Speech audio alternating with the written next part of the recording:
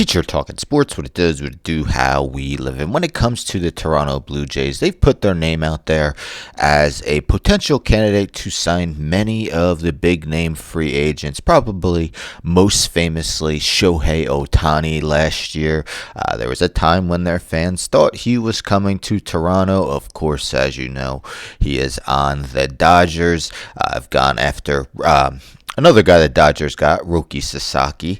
The Blue Jays were a finalist for him. They put their name out there for Juan Soto, but mostly they have failed on getting the big name free agents. But yesterday they did sign one of the better free agents available, although a flawed one, but still a well above average power hitter, and that is Anthony Santander of the Baltimore Orioles. So you see here, ESPN, Blue Jays Anthony Santander reached 5-year, $92.5 million deal. Hi, kitty.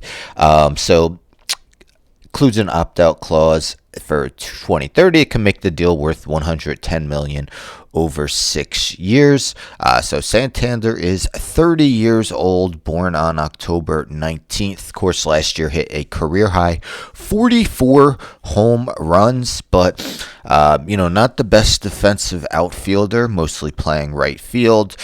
235 batting average, just a 308 on base percentage last season. Prior to this last year, his career high had been 33 homers in the big league. So we'll see if he can repeat it.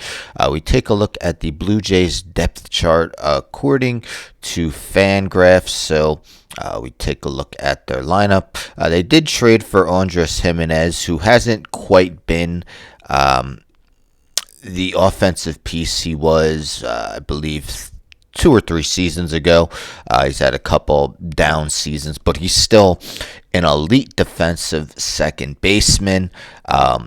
George Springer getting up there in age, not quite the hitter he was. Of course, Guerrero Jr.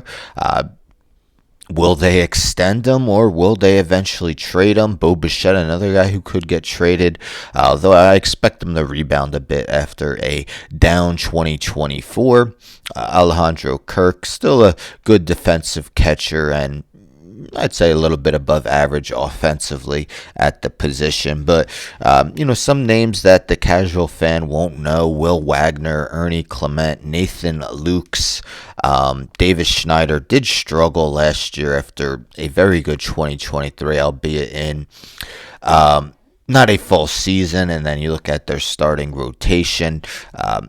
Berrios didn't have the greatest 2024, but he's got a track record. Gosman had been one of the better starters in the league, although he's now 34 years old. Bowden Francis performed well. Chris Bassett, also another guy who's aging, not the greatest 2024. Did sign Jeff Hoffman to be the closer, although it's got to worry you that 2 teams did not sign him due to his physicals.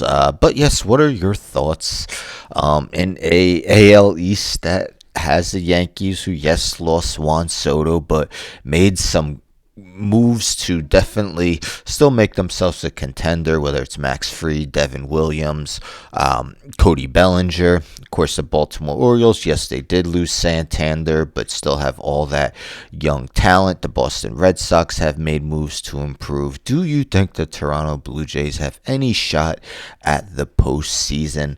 Do you like the signing of Anthony Santander? I mean, it's not a bad price point, less than $19 million a season, but only time will tell if Toronto could find themselves in the postseason hunt this year after really struggling last season. Anyhow, don't forget to subscribe. Tell a friend to subscribe. Like the video, share the video, hit the bell for notifications. I'm out.